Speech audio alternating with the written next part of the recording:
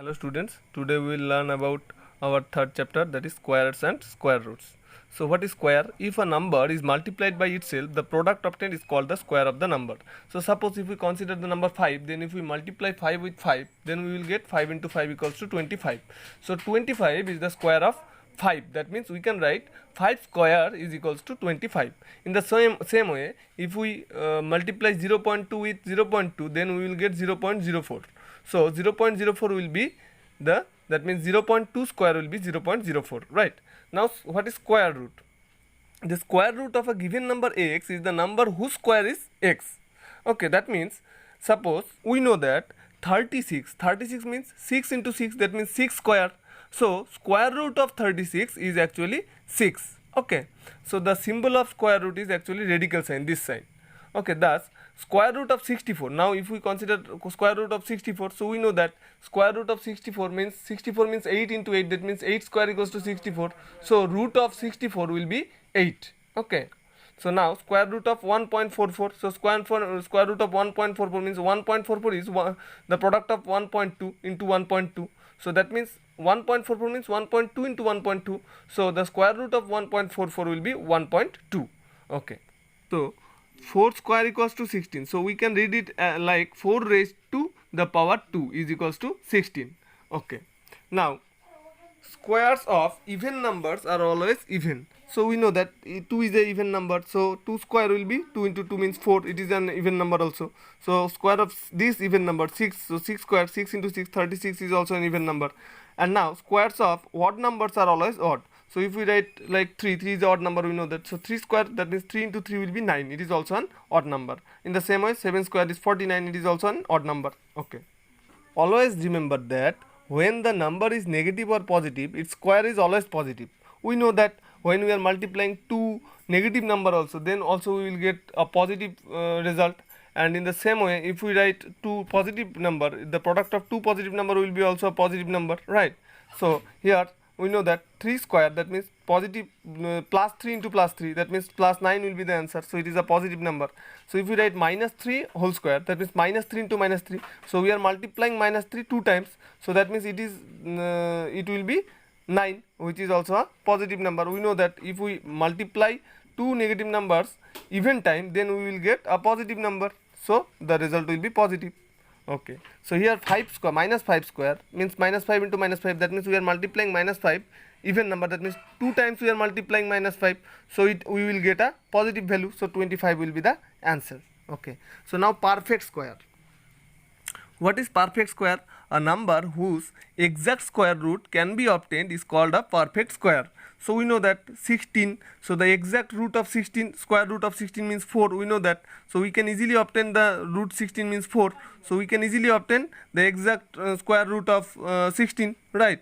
So we can say that it is a perfect square. Okay, so in case of 49 also, we know that root over 49 means 7 into 7 will be root over 49. So it is also a perfect square. In the same way 9 by 16, so 9 by 16 we know that 3 square by 4 square, so root over 9 by 16 will be 3 into 3 by 4 into 4. So 3 from the numerator will come, and 4 from the denominator will come, then the result will be 3 by 4. Okay, so now the question is 196 a perfect square? So now we need to now factorize 196. We know that 196 equals to, after factorization, 2 into 7 into 7. So now here the prime factors of 196 can be grouped in pairs, right? So 2 into 2, one pair of 2, 7 into 7 here also. So we can say that if the square root of 196 will be root of 2 into 7 into 7. So 2 into 7 will be the answer, that means 14 will be the answer. So 196, we know that it is a perfect square. Okay, so is 180 a perfect square? So if we factorize 180, we will get 2 into 2 into 3 into 3 into 5. So 2 into 2, one pair of 2 into 3 into 3, one pair of 3 into 5. Here all the prime factors of 180 cannot be grouped in pairs, is not it? Because if we group 2 into 2, that means one pair of 2 and one pair of 3, but 5 is not paired, right? So we can say that it is not a perfect square. So 180 is not a perfect square. So because if we write root over 180, then root of 2 into 2 into 3 into 3 into 5. So 1 2 will come, and 1 3 from this 2 3 will come. So that means 2 into 3, but root 5. So we cannot take this 5 in the outside, right? So we can say that all the prime factors of 180 cannot be grouped in pairs. So it is not a perfect square. So the condition of for a number to be a perfect square is, in case of perfect squares, all the prime factors can be grouped in pairs. Okay. So now find the square root of a perfect square number. So if we, that means want to find the square root of 484, then at first resolve the number into prime factors. That means we need to factorize this 484. So then we will get 2 into 2 into 11 into 11. So root of 2 into 2 into 11 into 11, is not it?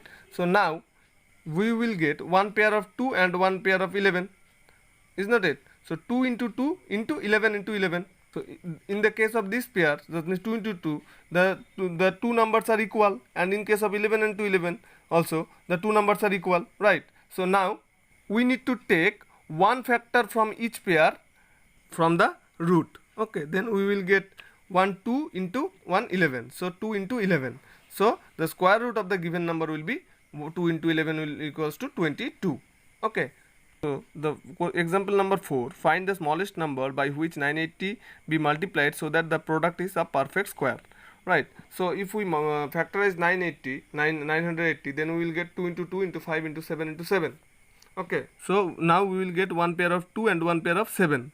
Okay, but the prime factor 5 is not in pair, is not it? Now if we multiply 2 into 2 into 5 into 7 into 7 with another 5, then we will get one pair of 5, is not it?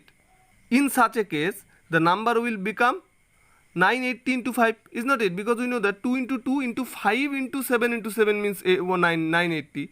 Then if we multiply this 2 into 2 into 5 into 7 into 7 with 5, then we need to multiply 980 also with 5, right?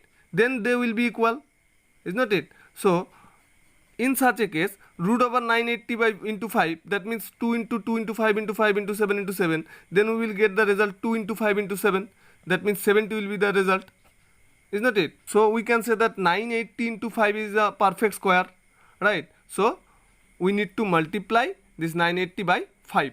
Okay, then we will get a perfect square. Okay, so now find the smallest number by which 3150 be divided so that the quotient is a square. Okay, so here also 3, if we factorize 3150, then we will get 2 into 5 into 5 into 3 into 3 into 7. So we will get one pair of 5 and one pair of 3, but 2 and 7 is not in pair, right? If we divide this 2 into 5 into 5 into 3 into 3 into 7 by 2 into 7, then 2 and 2 and 7 into and 7 and 7 will cancel out each other, is not it? Then we will get a perfect square. So that if we divide this number, that means 2 into 5 into 5 into 3 into 3 into 7 by 2 into 7, then we need to divide also 3150 by 2 into 7, then they will be equal, right? So if we divide 3150 by 14, then we will get a perfect square number, right? So the given number should be divided by 2 into 7, that means 14. Okay, so now find the square root of 2 and 7 by 9 and 4.41. So in case of square root of 2 and 7 by 9, then we will get root of 2 and 7 and 9. That means it will be 9 into 2 plus 7 by 9. That means 25 by 9. So root of 25 by 9. So we can factorize 25 like 5 into 5 by 9 means 3 into 3.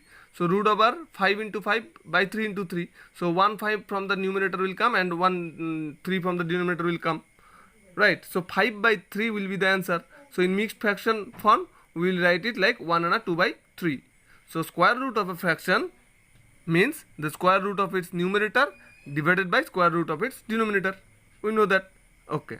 So in case of 4.41, so 4.41 we can write like root over 4.41 means 4.441 by 100.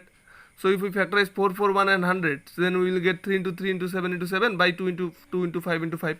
So from the numerator 1 3 will come and 1 7 will come. So 3 into 7 by from the denominator 2 will come 1 and 1 5 will come. So 3 into 7 by 2 into 5. So 21 by 10. So 2.1 will be the answer. Okay. So root of 9 is 3, but root of 0.9 is not equals to 0.3. Why? Because if we multiply 0.3 two times, then we will get 0.09.